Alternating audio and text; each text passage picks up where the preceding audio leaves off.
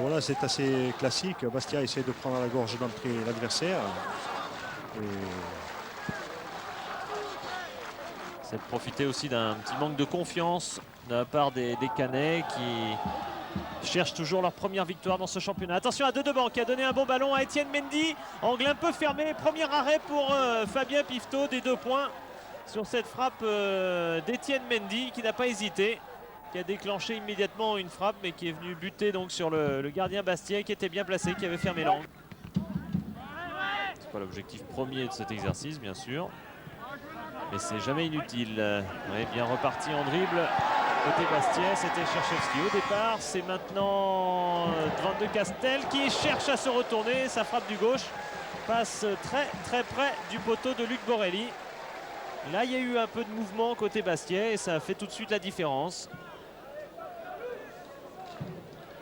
Voilà, Borelli qui devait être sur le tir logiquement. Oui, c'est difficile pour Van Castel. Vairua qui prolonge. Cherchevski redresse. Drobniak qui prolonge vers Van de Castel qui réclamait une faute. Drobniak, elle ne lui a pas été accordée. Attention à la vitesse de Mendy. Fullarton a l'air lent face à Mendy et Mendy qui va glisser le ballon aux dépens de Fabien Pifto. Sur sa vitesse de course, Étienne Mendy titularisé seulement pour la 2e fois en déplacement. La première fois c'était au Havre, il avait déjà marqué. Il avait permis aux Canets de marquer 1 point au Havre, 1 but partout. Et bien le voilà qui ouvre le score. Regardez vraiment sur la vitesse, il est devant Fullarton qui l'a pris de vitesse et il marque du gauche. Oui, il a fait un démarrage foudroyant et Fullarton n'a pu rien faire, si ce n'est de l'accrocher et puis éventuellement. Bon, on va donner ce ballon. On va voir la réaction bastiaise avec Camadini. Et là, une tête qui repoussait quasiment sur la ligne. Ben voilà une réaction en tout cas où il y avait Roll qui a fait des efforts au niveau du caractère. C'est indiscutable, qui se calme un peu. Réaction bastiaise immédiate sur ce corner. Voilà qu'on va revoir avec cette tête de Cherchevski. Souma qui redonne à l'ancien Stéphanois. Pérez, c'est pas un ballon jouable pour Edli. Dans les pieds à la verticale, dans les pieds à la verticale. Souma à nouveau dans les pieds. Réclame Antonetti. C'est vrai qu'en ce moment on balance un peu beaucoup. À nouveau du côté de Roll. Essayer sans doute de donner du rythme, mais il y a beaucoup d'imprécisions. Même si on va se dégager et que Cherchevski récupère un ballon qui n'a pas été contré, mais c'est une bonne frappe du Polonais qu'on voit beaucoup depuis le début de la partie. Centre de Camadini, attention car c'est récupéré par Edli qui fait un petit festival dans la surface. Van de Castel qui ensuite a provoqué avec cette frappe Luc Borelli, et les Bastiais réclament un pénalty qui aurait pu être sifflé sur la faute sur Edli, c'est certain. Oui, il a laissé l'avantage. Je ne sais pas s'il a laissé l'avantage, mais Edli est quand même accroché au moment de la frappe. Et il est accroché dans la surface. Et je ne sais pas si on va voir le ralenti. On le verra après à la fin de l'action, Charles. C'est promis par Jérôme Revon. En tout cas, pour l'instant, les Canets, ils essayent de sortir le ballon. C'est déjà pas très facile pour eux. Mais ils le font bien avec Glonec qui a bien écarté sur les raisons, qui a maintenant de l'espace. Fullarton qui recule devant lui. Étienne Mendy. Face à lui, Souma, entre Africains de francophone. Ouais, Mendy qui finalement a dû abandonner le ballon. Et raison, l'Antillais lui se replace. Alors qu'on revoit voilà ce ralenti, Charles. On va voir. Il y a peut-être une main, mais surtout derrière, enfin ça c'est involontaire, surtout il y a un exploit personnel, voilà. Ça c'est certain d'Edli qui crochette et ça. On ne voit pas très bien. On voit pas très bien. C'est vrai que Moreau esquisse une faute, on a l'impression qu'il retient quand même son pied. Et il n'y a pas de hors-jeu, attention, car Dedeban, Pifto qui freine le ballon et qui sauve cette magnifique occasion devant Anthony Bancarel. Et Pifto qui a peut-être sauvé le match, car là les Bastiais prenaient l'eau au niveau de leur défense avec Fullarton qui avait couvert un hors-jeu. C'est vrai que c'est son premier match, il n'a pas forcément l'habitude de tous les automatismes de cette équipe alors que ça s'échauffe un peu partout. C'est Guerrero qui prend un carton jaune au passage. Ça s'anime, hein. Ce que vous réclamiez, Charles, est en train de se passer. Le match s'anime. Oui. Mais dès qu'il s'anime, il y a toujours une contre-attaque canaise pour calmer un peu les Bastiais, hein. Et là, Bancarel a manqué le KO. Oui, oui, oui. En l'occurrence, sur cette passe qui va venir... non, ça c'est la faute de Guerrero, pardon. Il a valu ce carton jaune. Pas une grosse faute, mais au moins ça aura permis de calmer un peu tout le monde. À la faveur de cet arrêt de jeu, Cherchevski me semble prêt pour frapper.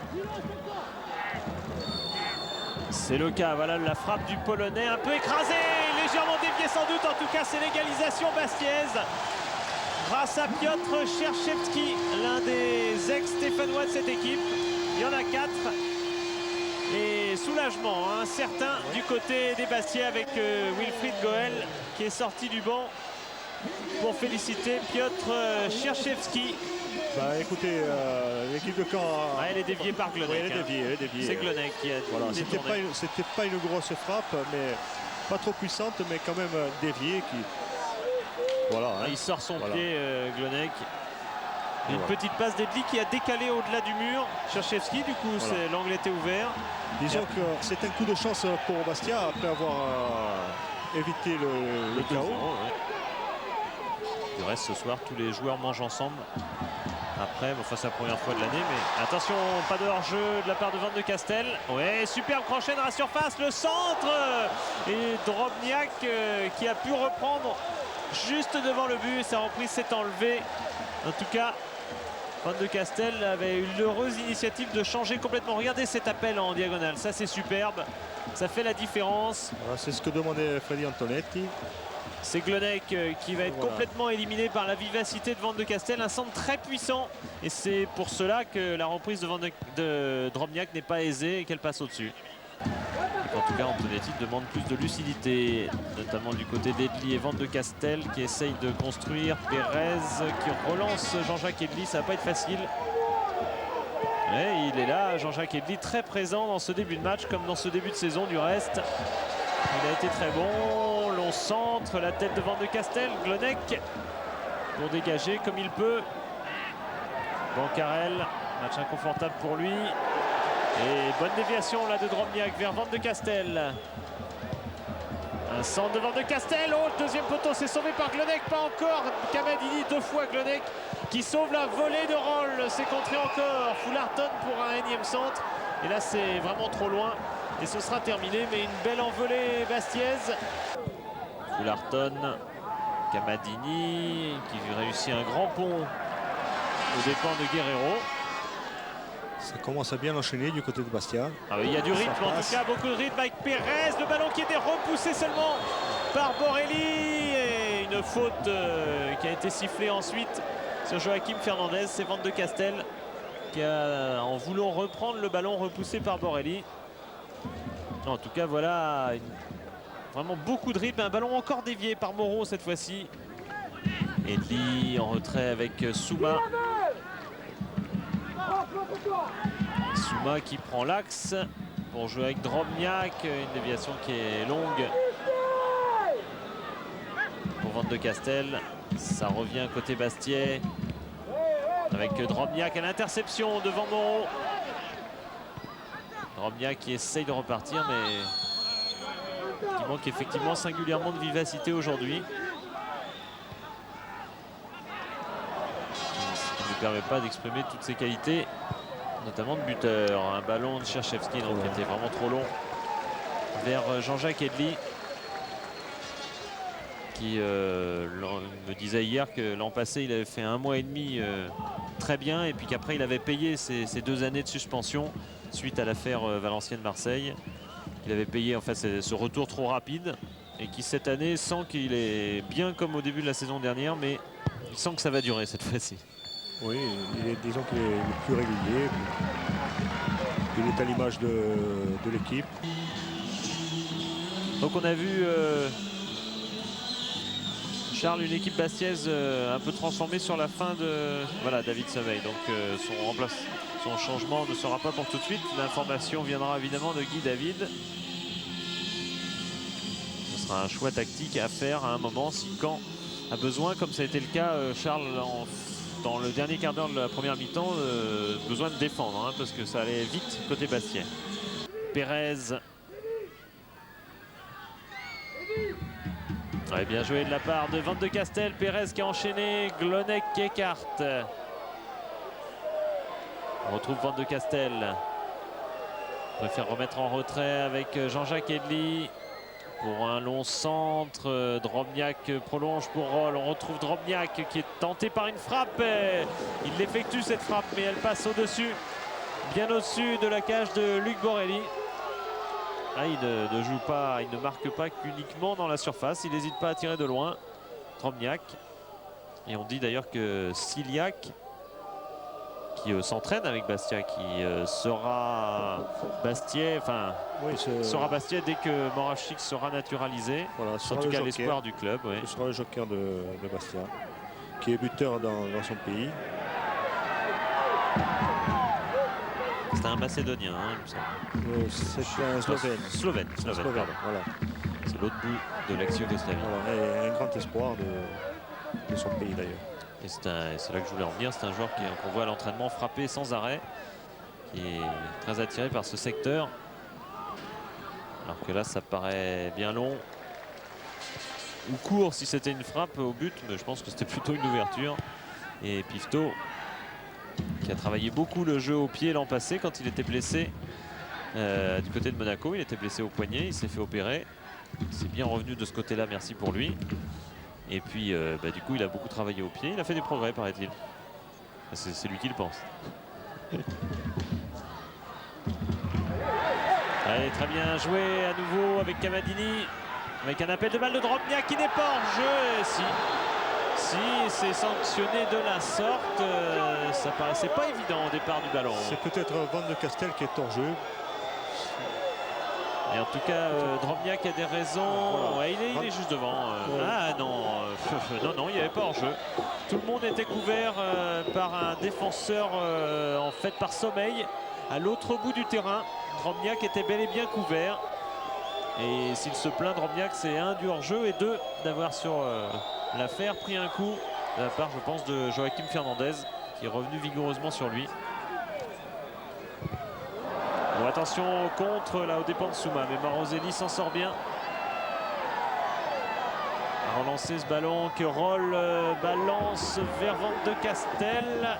Ouais, il le sauve et c'est un exploit de sa part. C'était en plus, il réussit un petit pont sur Moreau, il donne en retrait, c'est superbement joué, magnifique deuxième but marqué par l'équipe bastiaise avec Sébastien Pérez qui réussit vraiment un but absolument splendide en faveur de Bastia, car non seulement il y a eu un peu de tout, une bonne relance et une action ensuite bien construite et bien conclue. On voit la phase la plus spectaculaire avec le petit pont de Van de Castel. Qui élimine carrément son adversaire, une balle bien remise en retrait. Et voilà, bien cadré. Ouais, et puis ça va faire du bien à Van de Castel qui avait eu du mal pendant une demi-heure face à Moreau et qui vraiment a pris le dessus maintenant. Et puis du bien aussi à Pérez qui encore cette semaine a eu une alerte au niveau du genou. Pas son genou opéré d'ailleurs, c'est l'autre genou. Attention en défense aussi. On a vu un joli but avec un centre en retrait, un but classique. Oh, très très bien construit. Ouais. Je sais que Pérez avait des alertes au genou. Vous savez qu'il a été gravement opéré du genou gauche. Là, c'est l'autre genou qui le fait souffrir. Et cette semaine, il a été un petit peu bloqué, ce genou. Et donc, il s'inquiétait un peu. Voilà, qui va le rassurer. Car c'est vraiment sans doute l'un des plus beaux buts qu'il ait pu marquer dans sa carrière. À nouveau Van de Castel, je disais qu'il prenait le dessus sur son côté, qui est déchaîné maintenant. Ça va être dur pour Caen, qui va devoir prendre une position qu'il n'a pas pris depuis le début du match, c'est-à-dire essayer d'attaquer. Ouais, Philippe, et je peux vous dire que côté Canet, on est particulièrement abattu. Guy David a le visage complètement fermé. Il doit certainement repenser à cette superbe occasion d'Anthony Bancarel tout à l'heure, qui aurait pu donner une autre tournure à cette partie. C'est sûr que Caen vit un peu de regret depuis le début de la saison. Cette égalisation de Lyon à la 91e minute lors d'un match à Caen. Ce point éventuel du Parc des Princes perdu en fin de match également. Avec 2 buts tardifs du PSG. Quand on n'a pas gagné un match comme Caen depuis le début de la saison, évidemment, on pense qu'il y a une vie de regret. Oui, et par la suite, on commence à douter. Et les matchs se suivent. Et on est toujours à rattraper le retard. Et on doute. Oui, parce que Charles Landucci, il a tout connu. Hein. Il a connu les grandes heures, des Coupes d'Europe et autres, mais il a connu aussi des Bastia qui ont souffert et qui jouaient les bas de classement. Hein. Oui, c'est vrai. J'ai plus connu de situations difficiles que de moments de gloire. Ça ramène à la réalité. La réalité, c'est ce débordement. Attention, du côté de Sommeil qui rentre, qui essaye de rentrer dans la surface. C'est au tour de Bancarel de redresser. C'est très bien joué. Égalisation. Égalisation de Anthony Bancarel de la tête. Un moment d'absence un peu de la défense bastiaise, mais fort bien exploité. C'est vrai que Souma était un petit peu seul au milieu de plusieurs Canets pendant une phase de cette action. Lewandowski qui redresse le ballon et Bancarel, Pifto qui touche légèrement le ballon, qui est tout près de sortir cette tête à contre-pied d'Anthony Bancarel. Et là aussi, on voit un joli but avec toujours une passe en retrait.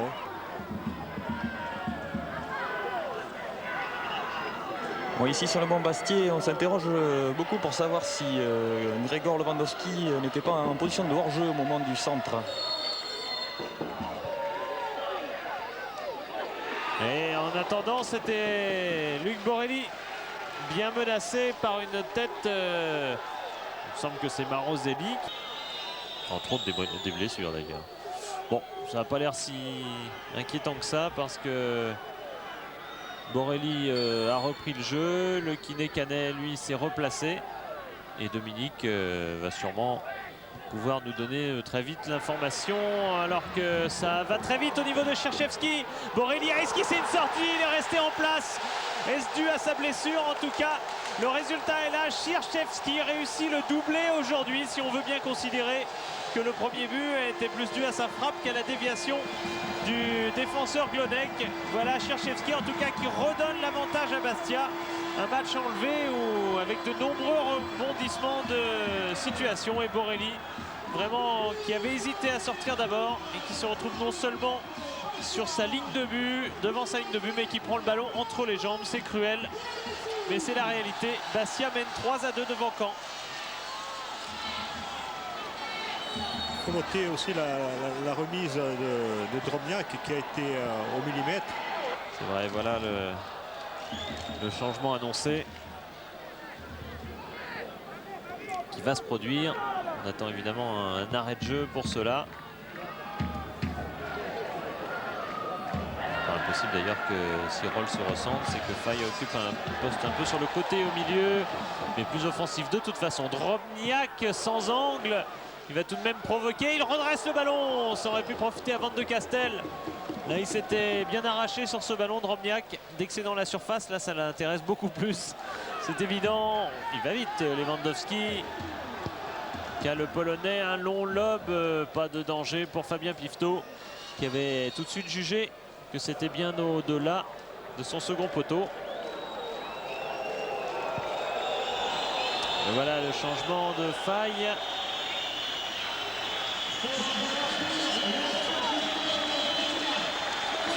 Et Kamadini qui reçoit tous les applaudissements qu'il mérite. Il a eu du mal à rentrer dans le match, mais ensuite il avait quand même la lourde tâche de remplacer Moragic. Ils n'ont quand même pas le même registre. Hein. Ni le même standing international, bien sûr, mais Kamadini est un... Et ça n'enlève pas les grosses qualités de Pascal Kamadini. Ouais, c'est vrai, c'est une lourde tâche. Lubo, c'est un peu l'idole ici. Moi, je suis son remplaçant en quelque sorte. J'ai essayé de faire du mieux possible. Et je voudrais dédier ce premier match en première division à mon fils qui est né il y a 15 jours de ça, en espérant qu'il me laisse dormir un peu plus. Voilà, c'est sympa. Merci Pascal. Voilà, ce qui explique peut-être sa sortie un peu prématurée. Il a 15 jours, effectivement. Et puisqu'on parle de la descendance Cavallini, son père était un ancien joueur du club. Oui, c'est un ancien de Bastia. J'ai joué d'ailleurs avec lui à Bastia. C'est un milieu de terrain, je crois aussi. Non Oui, un numéro 10, disons. Un meneur de jeu. Voilà. Tel père, tel fils. Voilà, on attend le troisième. Il est né il y a 15 jours, donc on a une petite vingtaine d'années à attendre quand même. Il sera encore là. Fernandez. Souba, pardon. Le look qui trompe. Edli. Roll qui s'est lancé. Et du coup, le ballon n'est pas perdu. Avec Pérez, avec Wilfried Goel. Qui donne en retrait pour Edli. On a un petit peu calmé, on va un petit peu moins vite devant du côté de Bastia. C'est le jeu, bien sûr. Et on fait bien tourner le ballon avec Faye.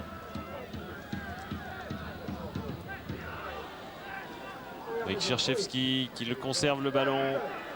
Il y a moins de pressing côté Canet. Marque d'épuisement.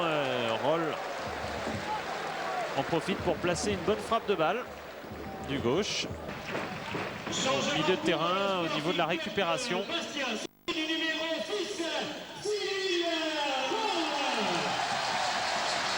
vous voyez que Cyril Roll a été bien acclimaté à cette région. Il est l'un des chouchous du public. Et Moracchini également. 20 comme Moracchini, 20 comme Corse. Le département. C'est exactement pour ça qu'il a choisi ce numéro 20. Actuellement, c'est 2B. Hein? Oui, c'est vrai. Enfin, c'est-à-dire la Corse est au niveau du 20 et qu'il y a 2A pour Ajaccio, 2B pour Bastia. Enfin, Corse du Nord, Corse du Sud. Haute-Corse plutôt, et Basse-Corse. Moracchini qui revient très bien d'ailleurs. L'an passé a été opéré à la cheville. Et cette année est en train de revenir à son meilleur niveau. Drobniak là qui a bien joué en pivot avec Mamadou Faye, le Sénégalais qui centre la tête de Drobniak. Elle est à l'arrivée, superbe 4e but pour les Bastiais. Enfin Drobniak qui a eu son moment de réussite dans cette partie. Il aura été important sur le 3e but et sur le 4e, c'est lui qui le marque lui-même dans le domaine où il excelle, de la tête. De la tête. Dans une position difficile.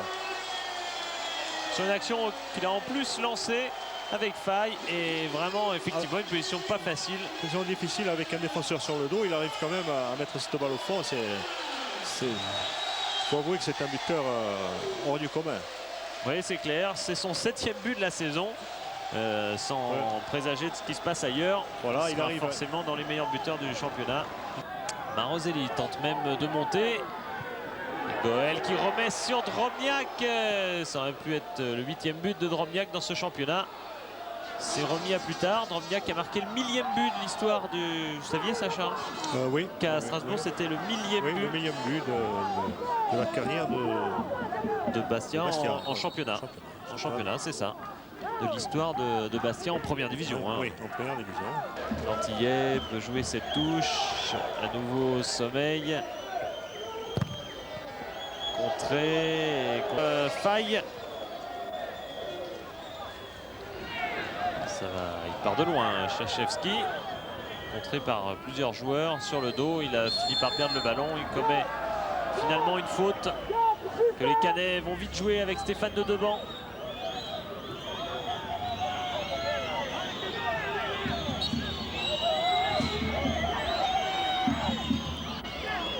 C'est Fernandez qui a joué de Blazis, Lièvre, mais les Bastiais sont très regroupés. Ça va être difficile malgré des efforts louables entre Vairua et de Blazis.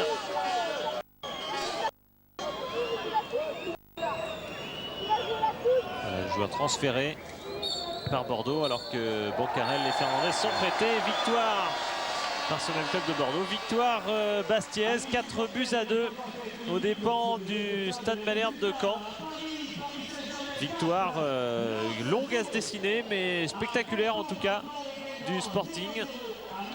Et Bastia l'emporte donc 4-2, une fête assez complète sur le plan offensif.